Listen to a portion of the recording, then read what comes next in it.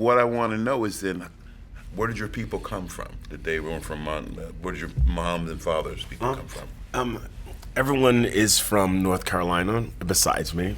Mm-hmm. I guess my family, there was, like a lot of African American families in the South, there are reasons that you move. We won't go into that in this interview, but there are reasons that you move. So you move up north. And my family, everyone besides me, was born in my grandmother's bedroom or on my other grandmother's porch. My family, my parents were both raised in homes that had no indoor plumbing, so they had outhouses. And so they moved up north, and they moved to Montclair, New Jersey right away. All my mother's sisters had been there. And Montclair, New Jersey is this, well, now it's really huge because a lot of people from New York City moved to Montclair, New Jersey, where they want to have a suburban kind of life and don't want to live in the city. But at that time, it was just this beautiful, uncharted city that had so much culture. It was very mixed race and mixed classes. And they even had gifted and talented magnet programs that were elementary schools. So from the time you were a kid, you were exposed to, dance and art, cooking classes and Luna City, which was like what taught you about space and all these things that could really massage a young person's mind into understanding that there are so many things that you could do besides math and English and history and science. And so I really lucked out that my parents, decided to move up north for unfortunate reasons, but it ended up working great for me. Mm-hmm. And then you're there. At some point, you have to tell us about doing the diaper commercial. Well, it's the beginning, so I'll tell it. My mom took me to a audition, and as it turns out, I was the first Black Pampers baby. And it was the most exciting thing for her because it happened without effort, She didn't take me there, actually. My neighbor took me there, and my neighbor babysat me while my mother was at work. My mother was a nurse. And so while I was at this audition, they came out and they said, well, can we take Ty in, or Tyrone in at the time? And my neighbor, of course, who wanted her kid to get the commercial, was like, oh no, they're not, he's just here with me. And they took me in and I got the commercial. And obviously, it wasn't for doing anything except for the fact that at that time, especially in the 60s, being black worked out for me. Because I was the only black person they took in for the audition. So I'm sure someone at the time was like, could we? And obviously, when they were deciding that, I had no competition at the commercial. So, when they decided maybe we can, then I guess it was me. Yeah. And you mentioned Tyrone. How'd you get that name? Is that someone in your family also had that, which often happens, or? No, my mother wanted to name me Hunter. And the same neighbor that took me to the audition, that was my babysitter, she said to my mom, if it's a boy, can he be called Tyrone? And my mother was like, well, it's gonna be a girl. She could feel it. And so she was like, okay, whatever. And then so that was it. Cool. Right. Right, but it was an unexpected pregnancy. My mom had her tubes tied and then got pregnant with me anyway 9 years later. And you really wanted to be here. Yeah. And that's why I don't even know if you know this, but my middle name is Nazareth. Because of because of being like a miracle baby. So call it Destiny or El Destino, depending on which language you speak. But my initials are TNT, and so it explains a lot of my energy, I'm sure. That is cool. These are great. Nobody else knows this stuff. We're getting it. Right. Yeah, and then there's also this part, which we might not get to, and I'll be mad about it later, because I'm all into being black now. Was that always the case? No. No, because it was too hard. It was too hard. No, but because I started performing as a kid, I had an agent, and when I first started going to auditions, like once I could actually speak, my manager at the time, this woman named Selma Rubin from Queens, New York, like every what do you call it, cliche you can imagine of like a rich white woman from Queens, New York. She was that. She had like that Phyllis Diller kind of hair, but it was red. She said to my mom that I should be Ty instead of Tyrone. Because if people just saw my name, because this is before the internet, before the interweb. So if they saw my name on a piece of paper, before they even saw pictures, if they saw Ty Taylor, it might have more opportunities. And then so I became Ty.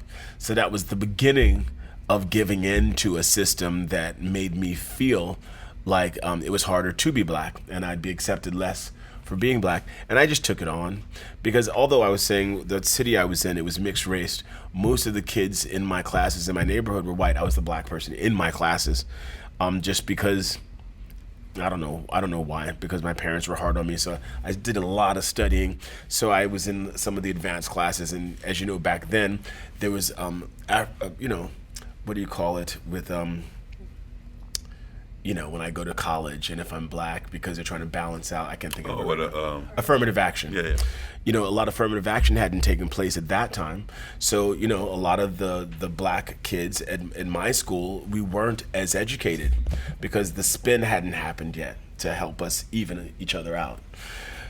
So I was the black kid in those classes, and so I just felt like I needed to fit in. And, it already happened once with my agent. And then so, I was with all my friends. I grew up in a house only listening to soul and rhythm and blues music, right? But the first album I bought with my own money was Combat Rock by The Clash. Because, not because, but because I wanted to seem cool with my white friends. And it was the music I was listening to at the time. And, and if Sharif don't like it, then rock the Casbah. That's what I went for. And it just became part of my life without even really thinking about it. I remember as a kid, it's so funny, like all these names, you tell me I have a memory. I do. My memory is crazy. Mr. Hoffman, he was like the coolest person in school, and he was really preppy. And all of my friends were preppy. And so I can so specifically remember the day that I wore penny loafers and an eyesight shirt or something. He was like, "Looking good, Mr. Taylor." And so even then, as soon as I started dressing more preppy, I felt like I was accepted amongst the coolest people in school. And so then I was just on my way, and that was it. I got rid of any semblance, like, all my people, all of my friends that were listening to, soul and R&B, like when Parachute Pants came in and all this kind of stuff, I was like, oh, those look cool, but I ain't putting them things on. I had on my chinos, I had my 3 layers, I had my shirt up and then the collar and then the button down and then threw some sweater over my shoulder and tucked the sleeves inside the sleeves. You couldn't tell me I was black. You know what I mean? You can tell me. I was walking down that hall, talking about Grody to the max and doing all this Valley Girl stuff. I was like, God, yeah, I was gone. Couldn't see none of me. That's beautiful. Before we go too far, I want you to go back and tell us a little bit more about your mom, because you sing a song on the show about her, yes, and you obviously adore her. So tell us a little bit about your mom. Yeah, well, this is her. My mom, she was so cool because she was this nurse, and she was the head of the St. Paul's Baptist Church usher board, and she and her sisters had a nursing home, and she was the one that everyone considered their best friend. She was one of these women, in my entire life, or in her entire, I don't know, the combined life that we shared, I never ever saw my mother's hair wet. Not once. I mean, I'm sure naturally she had an afro. Both her parents were black, but that hair was always pressed. She never went in the water. She never washed her hair at home. She always wore a shower cap. Whenever we went to the beach, she never went into the water. I never ever saw my mother's hair wet because she went to finishing school. She was well mannered. She was the captain of the basketball team, but also the homecoming queen, and she graduated top of her class and was on every board. And the funniest story I have of my mom, which her friend told at her funeral, and this woman's name was Olivia Putnam Groove. That woman from the South. So she tells this story. She's like, Nancy was everyone's favorite, so much to the point where I could never get the blue ribbon. I always got, second place. She's like, so much that Nancy could do everything better than everybody, and we all knew it. She's like, but I could sew better than her. But Nancy helped me out with something the night before, so we were taking our sewing final, and we had to sew buttonholes. And I sewed my buttonhole, and I sewed Nancy's buttonhole. I got a B and Nancy got an A. For the same buttonhole. So that's kind of how my mother was. Like, she just floated above and without effort. She never had one drink. Maybe I can remember her. Was that a church thing? Well, my father was an alcoholic, so it might have been a fight against him thing. Mm-hmm. And I just think it just didn't interest her. I couldn't even imagine her wanting to drink. Right? I don't think it might not have been because of my father. That might have been a quick thing to say. I don't know. She just didn't. I don't know. She just didn't like it. Mm-hmm. I do remember a couple of New Year's where it'd be New Year's and we'd celebrate. Some champagne would come out. She'd have one sip and she'd be like, "I feel high," but that was her. And she, I had these groups when I was a kid. I started writing songs when I was young. And I used to take, like, the whole elementary school, like, really talented group. I'd have auditions, so, like, the best of us. We would, like, put these plays together and I'd write them. We had this group called the School Time Kids, and we would go around the different schools and perform. And because my mom worked the night shift as a nurse, she would always take us around every day, and she would cart me around, and she'd be the adult that was responsible one, and everyone in my neighborhood would laugh because one time the School Time Kids we were doing the Peanuts preview, which really is about all the Charlie Brown characters. And so for a half a year, everybody would know when we had shows because that red doghouse was on top of my station wagon, and my mother and I would be driving, and the rest of the kids would be following us in their cars. And I remember even one day we didn't get permission slips to leave school, and I took the whole group out of school. These are like 7th graders at this time. And we just went and performed at another school, did a whole performance, came back, and my principal was on the steps looking at me like, "Where were you guys?" And we were like, doing a show. It didn't go over well. Go well. I mean, but other kids were like playing hooky and stuff, and at least I was doing shows. Mm-hmm. Mm-hmm. But it's still, the legal ramifications of it, I can't even imagine now. Oh, now that couldn't happen. But we were out. We got a show to do. Yeah. But the interesting thing too was that the school that we were performing at didn't ask us for permission slips, or did they say, or didn't even. You would think that the school we were performing at would have had to call our school to say, that they're here. Yeah. Yeah. That was so odd. It was kinder world at that time. Yes, absolutely. I want to move now to you get from Montclair, New Jersey, and you're going through high school, but now it's time to go to college. Yeah. And you have a classmate here. Woo! And maybe she can talk about the first time she saw Ty Taylor. First time I saw you?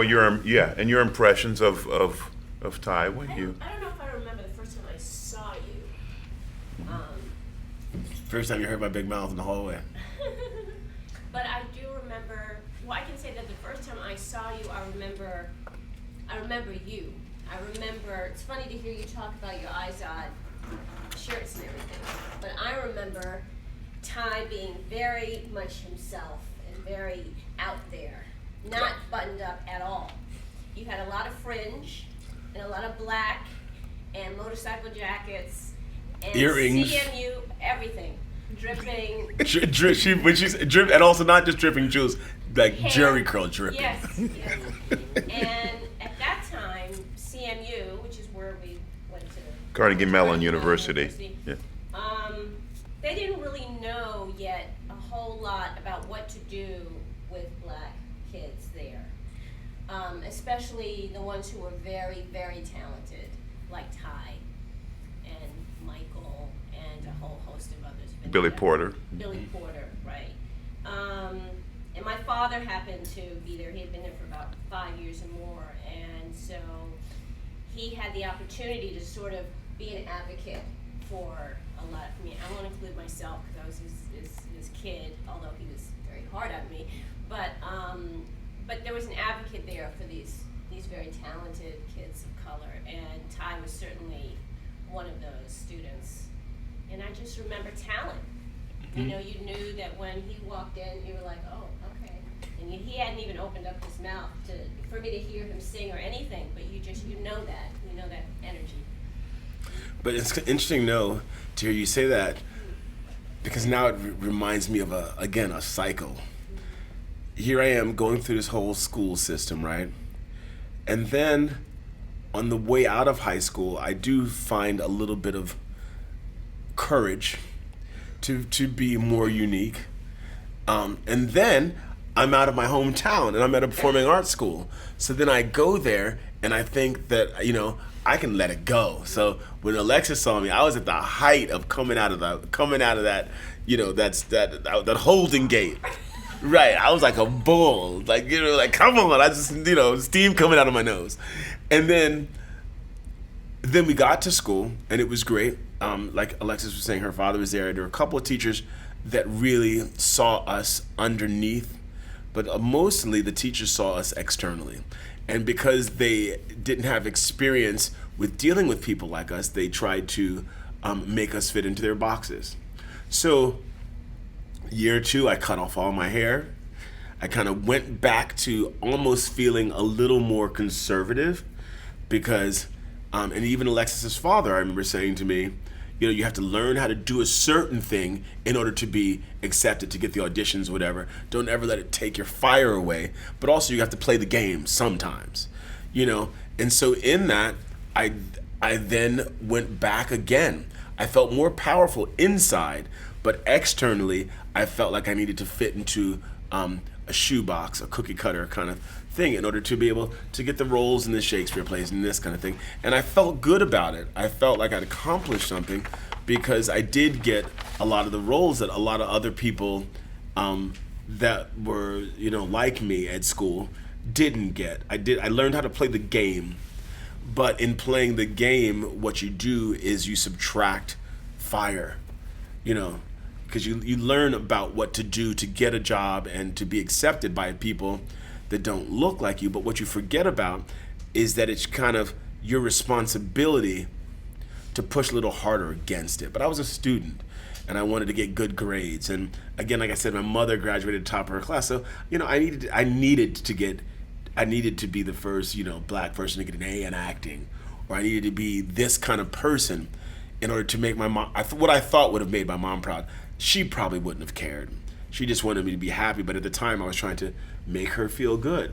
And even, I remember like always wanting to get the leading role in these shows and the plays, which was kind of even a boring character in a lot of them. To me, yes, it was the protagonist, they were pushing along the plot, but it wasn't exciting.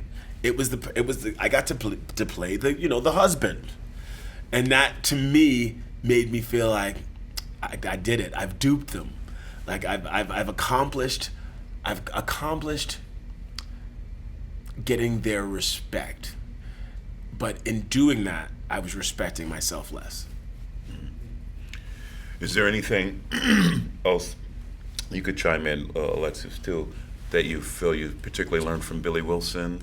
Was it just being there seeing how a black man, I don't know how present your father was. Did that become a role model for you? Oh, no, he was definitely a role model for me. He did many complex things, but he also did some really simple things. Like he would have this one exercise where you'd walk across the center of the floor, and then, for a count of 8, and you stop in the middle, and you would just say your name, and then you walk back across the floor. And there was a huge lesson you got from saying your name, and you could see how each student would do it differently. They would walk, and they'd get to the center of the room, and they'd be like, Steve Prince, or such and such thing, and you could tell that person hadn't owned who they are. And then as the class would go on, 2 months later, Steve Prince would be like, Steve Prince! And it's just a power. So I think the thing that her father taught me the most is how to stand in my power. Yeah, and everyone's power is different. I think the other teachers at the school, they had an idea about what they thought power was. And Billy wanted everyone to stand in their own power. And to have so many students why he was such a wizard of sorts is because he knew how to see each person individually and inside of them ignite them. Like, I think part of one of my biggest lessons in life that I got from him is how to do that. Like, you know, like I've got a good sense of meeting people in the middle, and that's part of what he taught me. So like, I can sit on a plane with someone, and I am so sure that when that plane ride is over, they feel like a better person. And then I feel like a better person for making them feel like a better person. And so that's the life lesson I got from him. I think about him, and I think more about life lessons than anything technical as far as performance. You know, if I think about performance, I think the thing I learned from him the most was about doing less externally when you need to. And, you know, it's great to be able to do everything. Do the spins, do the jumps, do the turns, do the high notes. But when it's time, can you just stand there and then deliver what you need to deliver without all the external factors? Because, you know, he was a scarf and a hat and a coat and a fur and a shoe himself. But underneath it, when he walked down the hallway, there was a sense that there was a king walking down the hall. And I was just explaining to you today, I was explaining to Mary today in the car, like, you know, in the show, like in the concert, you know, I have this thing with this train on it. And even today I have like these Japanese martial art pants. Some people wear things to feel eccentric. I like to wear them to feel royal.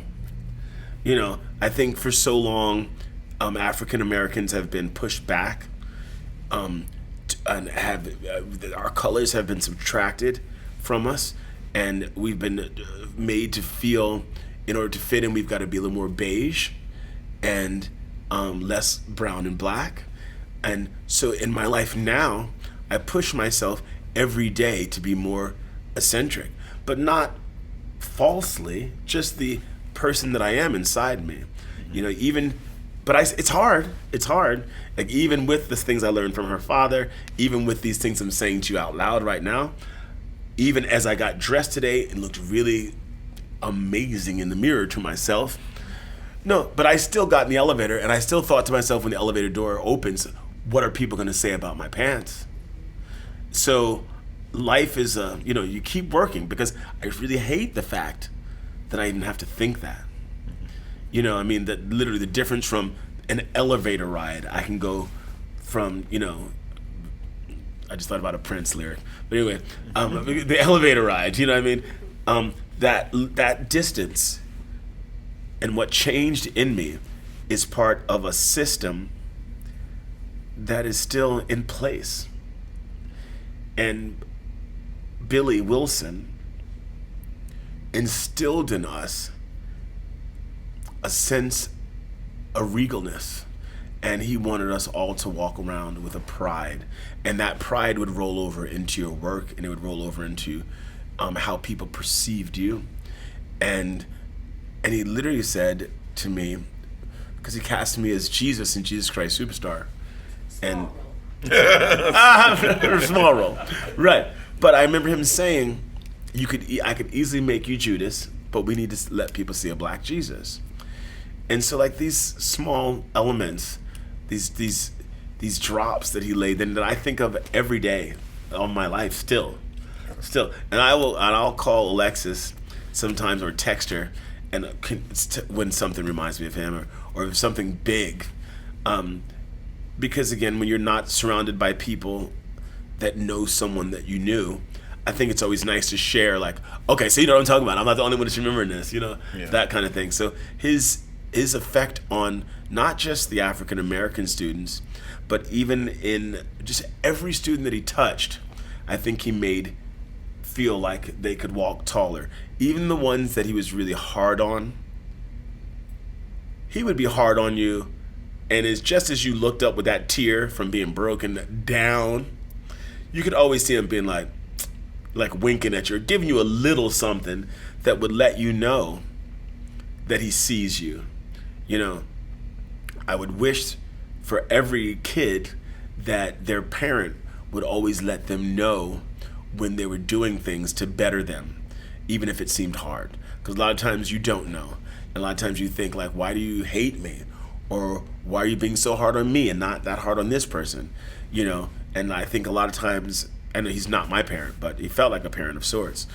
I think a lot of times people forget to that last little bit of making sure someone's not bruised when you're bettering them. Yeah, that's beautiful. It's beautiful. Thanks for that, and thanks for sharing, Alexis, too, about your father. Songwriting. When did that start? Woo! Well, I was writing for the School Time Kids when I was 7. Okay. Chase? Yeah, so... And did you start playing guitar or piano around that time? Or we had a Hammond organ in my house. Then my mom, How'd your mom... And you also said that your mom had a nursing home. What does that mean? I mean, she was a baller. She and her sisters had a nursing home, and they ran it? Mm-hmm, they owned it.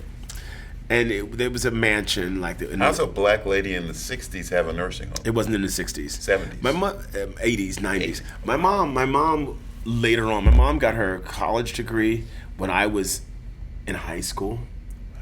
And also there's a 10-year difference. So she was in her 40s when she got her college degree. She learned how to swim when she was in her 40s. All of her sisters are nurses.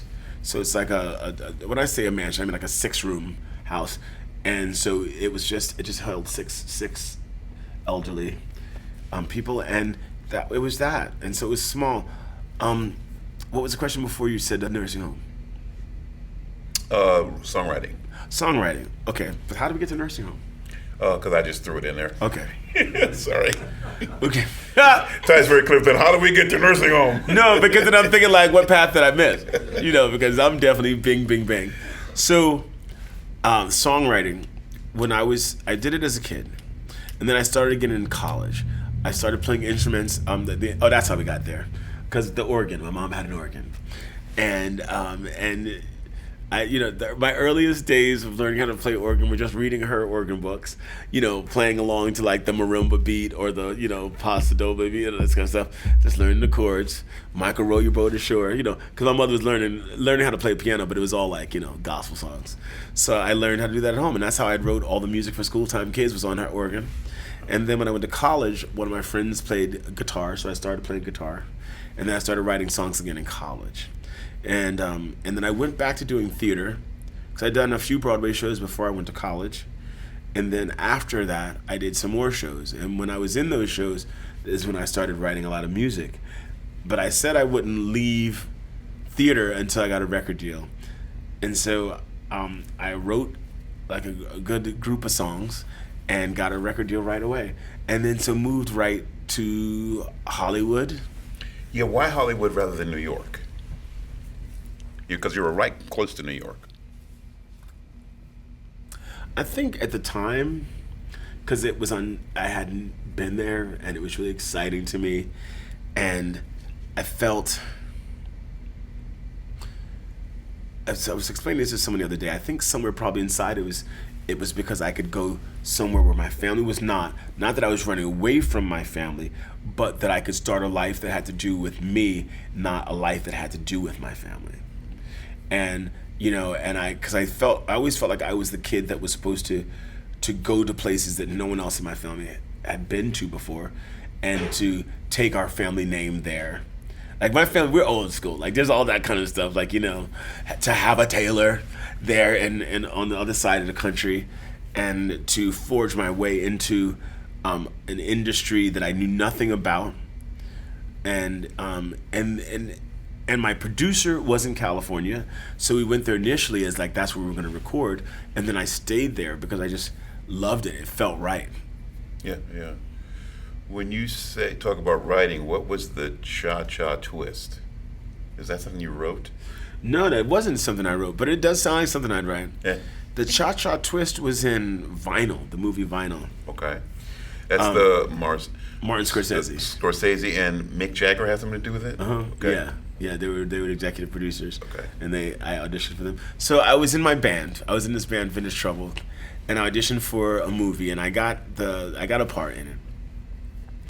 Do you guys remember there was this? It was called Vinyls on HBO. It was about this record company from the '70s, and there was a lead character who just this blues guy. And so my band had a tour, and the way my band works is that we vote on whether we do things or not, you know. And since we had the tour, my band didn't want me to cancel the tour for the show, so I didn't do the show that was offered to me by Martin Scorsese. Wow. But he then came back to me and asked, "Well, do you want to sing it?" Because the person we cast is not really a singer. So then I said, "Yeah." So I ended up singing for the character, and we had a great relationship. And Cha Cha Twist is in that. Okay. I didn't write that though. Yeah. But I do remember when I first started writing as an adult, there was an immediate understanding for me that nothing makes me feel as good as singing things that come from me. And it made me feel like I could wield another superpower. You know, I felt like all of a sudden I had this thing that really made me feel like I could have a chance to leave legacy, and that I could make people's hearts explode with joy, or I could give people the keys to releasing pain. And you can always you can do that through other people's work as well. But for me, growing up, I never felt smart when I was a little kid. Like before I started performing released me into an intelligence, I think. But when I was younger, I wasn't a great reader. I didn't do good with reading comprehension, reading the big novels and the great legendary novels you read in your high school and junior high school. I read them enough to do great on the tests and to memorize what they were about, but I never really felt them. But then when I started writing and creating my own stuff to be read or heard or felt, it made me understand what other creators did when they wrote things. And then so it made me feel like I was in some club with, like, you know, Charles Dickens. no, but it made me feel like I was in a club with people that knew how to take a concept and then synergize that with their unique vision, and then give the world something they've never heard before. You know, to alchemize something from the past and who you are now to create something for the future is really exciting to me.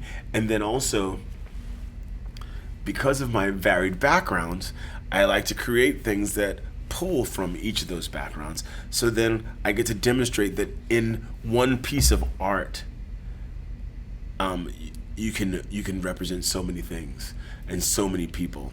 You know, like I had an argument with my sister a couple of months ago because I had on some plaid something and another print something. I like mixing prints, and there's an art to it. Mm-hmm. And so my sister was like, those things don't go together. And so then I realized, oh wow, yes they do. and secondly, she just gave me another life mission, which is to take things that people don't think should go together and make them easily absorbed.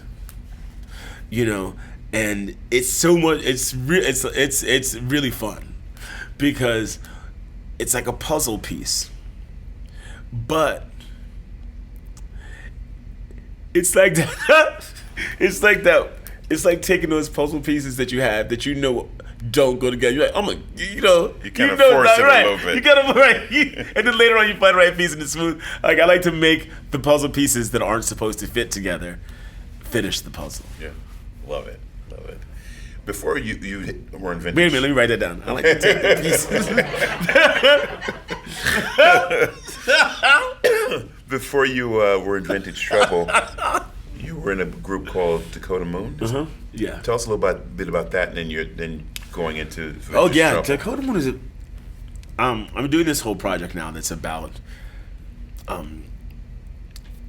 it's a concept called négresance. I don't know if anyone knows what that is. It's a harsh word. It starts with a word that kind of triggers everyone, but it's about self-identity and connecting and finding, and actually about the system that pulls people away from being African American, and then you're dive back into it. So when you asked me about Dakota, I've been thinking about all these things. So I've been filming this documentary. So Dakota Moon had a big part. Who's producing the documentary? You are? No. Oh, you can't tell me. Okay. No. Okay. So, okay, so Dakota Moon, a big part of that, in the same way I was talking about the big tie, and I was talking about being preppy. Dakota Moon was interesting because when I first got into that, it's an acoustic band, all black guys, and it's like a black version of the Eagles. And I remember this is the first record deal I had, and I was so excited about it. And our producer told us we don't want anyone to know you guys are black until they see you. So in other words, sing white. And we don't want, no riffing and no interpretation, just sing the notes and all this kind of stuff. And it was my first record deal. So of course I did that. And, and the producer was white. And so again, I'm falling into this thing. It's like I felt like every time I started getting somewhere, I would get pushed back. And even prior to that, an important step that would have happened before Dakota Moon is when I was in New York. I think one of the things that Billy Wilson liked the most about me was that I did happen to be able to do a lot of the roles that they didn't want black people to do, because I did have a universal energy about who I was.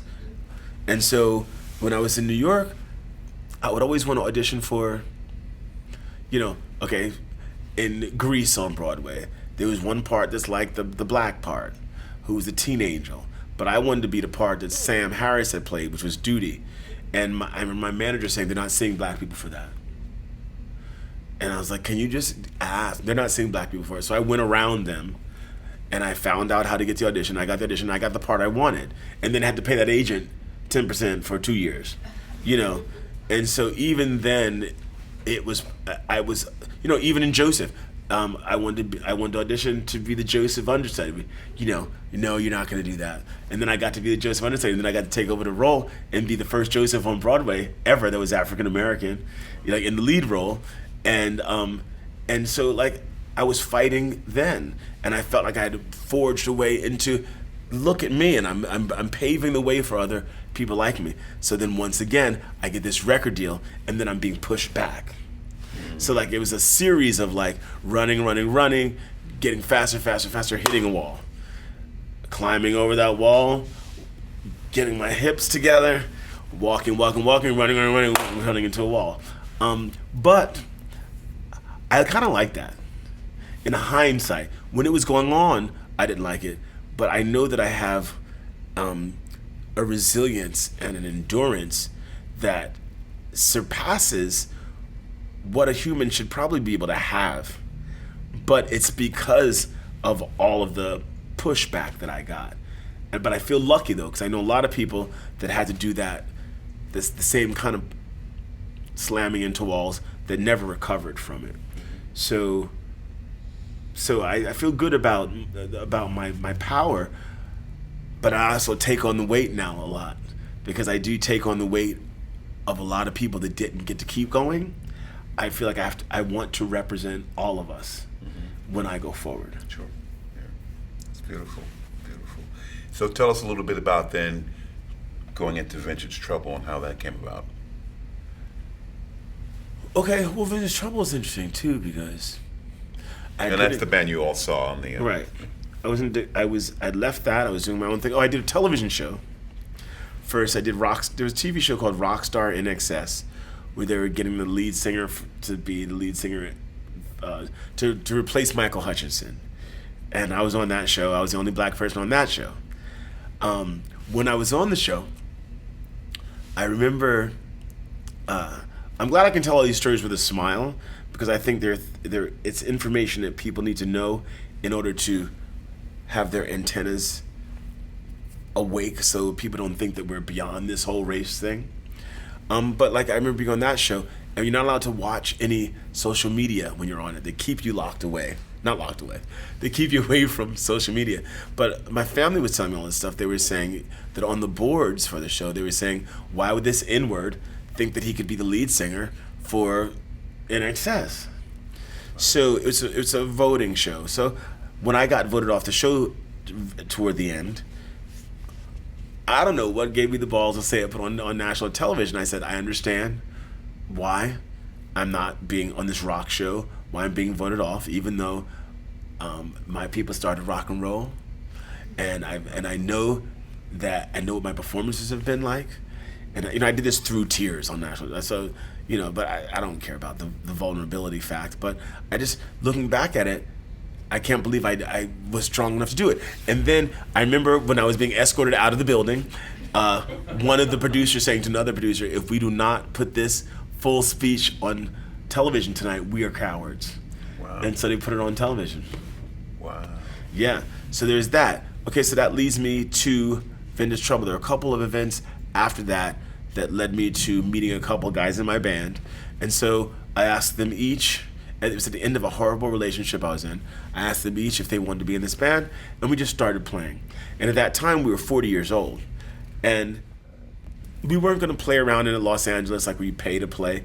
We wanted it before they had kids. Most of them had kids. So we had to make money. So we started playing, and we played only at places that would give us residencies. And I would say, well, let me know what your bar is, what money you make from your bar.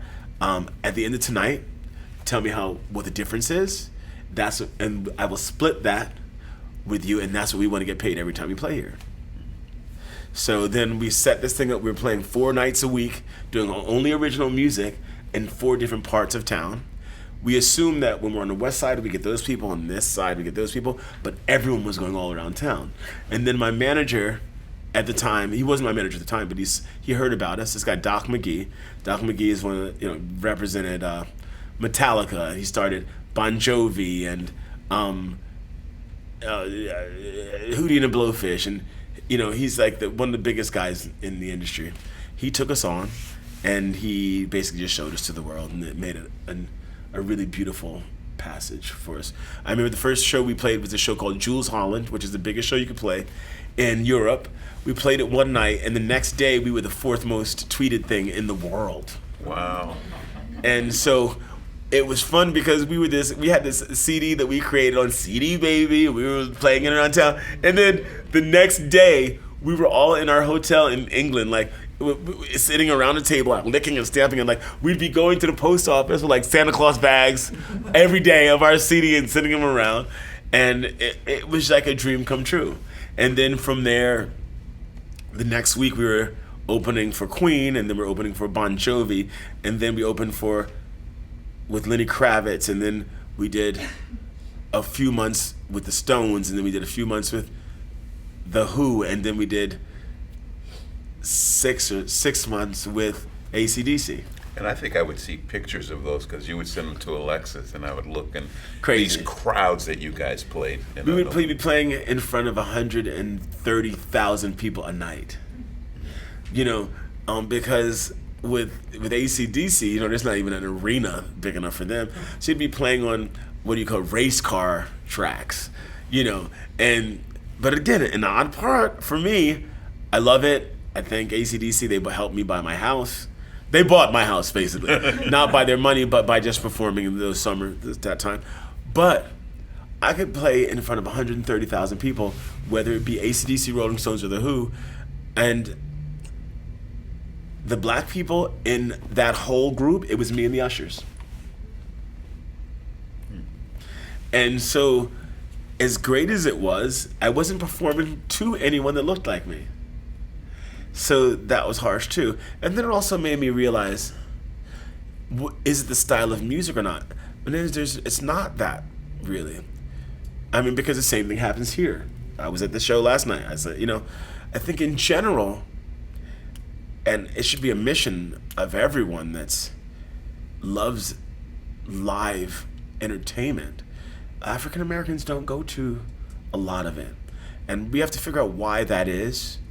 It's got to be connected to something from the past that hasn't flipped over yet.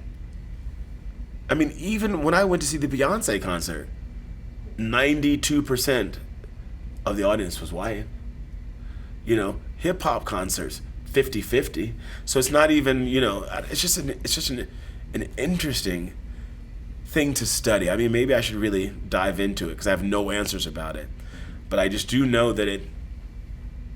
Part of the reason why I've left playing rock and roll, not just because it's something that I think I fell into systematically, but I do love rock and roll music. So I'm not saying I don't like it, but I think I fell into it systematically.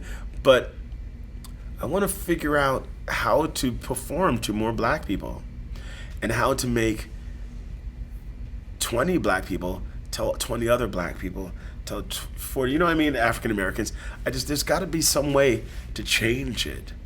And it doesn't just have to do with offering free tickets, because that's almost an insult in a way. Although I know if that's what it takes first round in order to make a second round be different. I'm just talking out of my mouth now, but it's something I've got to dive into because it's horrible. Yeah. Agreed. We're almost out of time. We'll take questions. It's already an hour? Yeah. Ty could talk. Top of this, I'm like, oh, sorry. But I'm like, it's going to be an hour?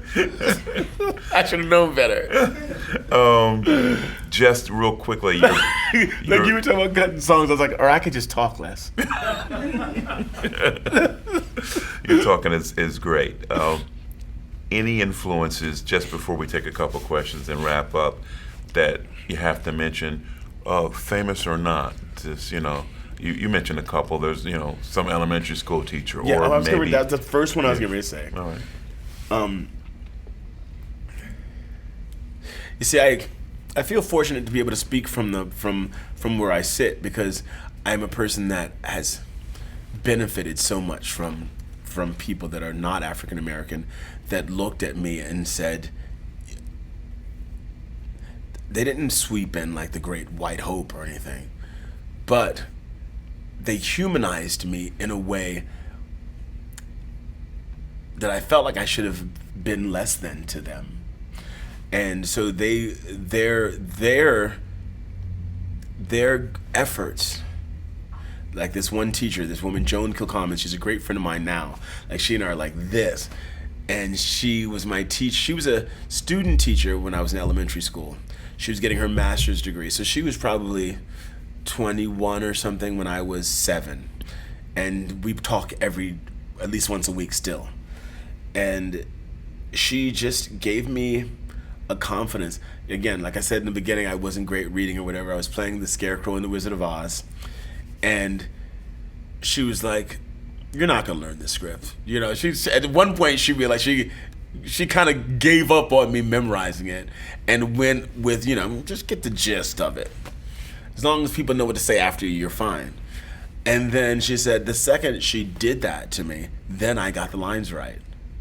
It was her saying whatever you do is fine that made me become more apt to memorize and precisely.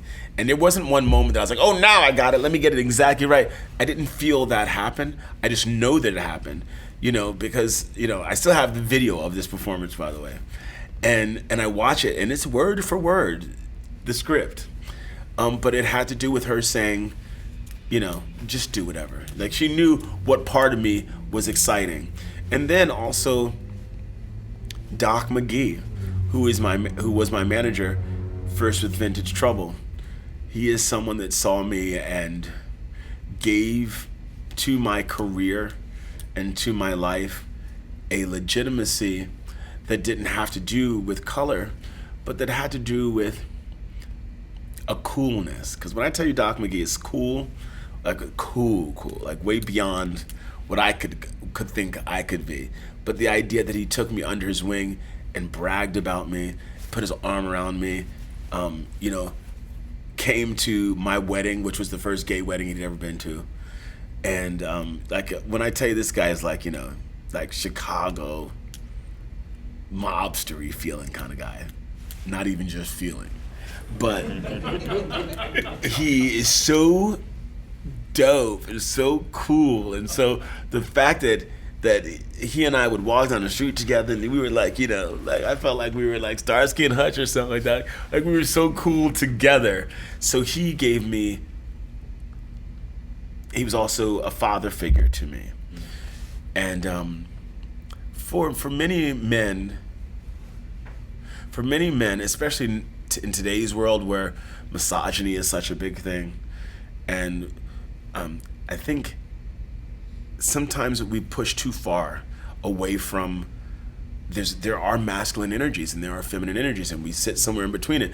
But there's something really cool about a really masculine energy that gives a guy permission to be strong. And it doesn't have to do anything that would take away from a feminine energy or make anyone feel bad if you're not that strong. But a lot of times, a lot of guys don't want to lean into a real manhood because they're scared of what that might mean through a lens today. And the same thing with women, I think. I think there are some women that don't like to lean into, it's okay, I'm just not just a woman, I am woman, hear me roar. Like, there's a thing. There's the man and there's it's a thing. And we know that there's 100%, there's a degree between those two things. But for some reason, when you're a gay guy and when you're a small guy and you have someone that's masculine that doesn't look at you like you're different than them, it allows you to feel more like a lion when it's time to be a lion. Yeah. It's so weird that you say. And I ain't lying. It's so weird that you say that you're small or whatever it is, because I see you on stage and you seem massive to me. Right. You know, I see this giant, and then Right. it's And then only I come stand by you for those 2 counts, and I'm looking up at you like, nah, nah, nah, nah. Yeah, I'm small. But your energy is so big that it's this impression of bigness, of greatness. No, I was listening to, Caroline Wanga, who is the CEO, the current CEO of Essence Magazine. Mm-hmm. And this is just something I heard the other day. No, this morning. I've been listening to her, but she's amazing. You guys should check her out, listen to any of her podcasts. She talks about, because again, I am a small person. I think I'm not small. Sorry, I'm not a small person, but I'm not tall. And so I think if by my big presence, I can lead an example so that people that are my height, that might have thought they were short when they were growing up, they can see me and it can just blow that out of their minds so they can just get rid of it. She talks about she dresses eccentrically because it's part of her being, and she was told for so long not to be that way. So if an 18-year-old, a 10-year-old sees her, she's done her job, one of her jobs, because then that person doesn't have to go through their entire life till they become 40 years old to start living wildly. And so for me, that's part of my thing now too. And she said something so beautiful today, that is, there are people before us that left the baton, like a relay race. It's our responsibility to not leave it on the ground. And so people that died before me, people that will never sing because someone told them they couldn't sing just because their voice might be different, or because they sang too loud. If they can see me, and if I can live by an example that will make someone feel less inhibited, if there's one part of me, if I wear this martial arts pant today, and some 11-year-old is outside that might want to wear a dress, and then he sees me, this guy, like this, and he's like, okay, so it's not just me. Like, it's our responsibility to have people like us spend less time feeling tortured, right? It's an allowance into, see, it's okay, I'm an adult, I'm doing good. Someone's interviewing me, I'm in a wacky pair of pants. You can do it as well. That's the really exciting part of living for me right now. And I could not wear that long thing that I wear in the show that gives me this kind of power.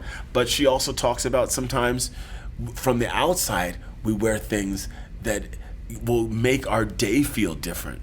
There's no way I can walk into this room hunched over, downtrodden, the face feeling, whatever, in this outfit I have on. So if I put this on, and I'm gonna walk differently, and so I've learned little lessons. And if I could make anyone get to the place that I am sooner, that's amazing. Yes. We're over, but if anybody's want a quick question, we're happy to. Anybody? I got a quick question. Yeah. All right. Yeah, sure. By the way, Ty, I was so excited when Byron announced the schedule and you were on it. I saw you first on a show at Daryl's house. Daryl Hall had you up at his place, and it just seemed like your energy, and was it as much fun as it looked like? To just kind of have a jam session with those guys? Yeah, it was, and we ate and drank. And as this is me not eating and drinking, so you can imagine it was so much fun. I was worried about what was going to be shown afterwards. Sure. Like, again, a lot of people on television and stuff, like, you're worried about your angles and you're trying to keep it together. I'm not that good at that. Like, I just kind of go in, and so it was so much fun that I even forgot I was on television. Beautiful. Well, if there's no more questions, we just want to thank you for sharing with us parts of your life, and some that might even be difficult to share, but you shared them with us, and I think we are better because of that. And you have not dropped the baton, you've picked it up, and I think the future is bright for music because you're here. And I just want to thank you for your artistry and for sharing your week with us. Ty Taylor, everybody. Thank you.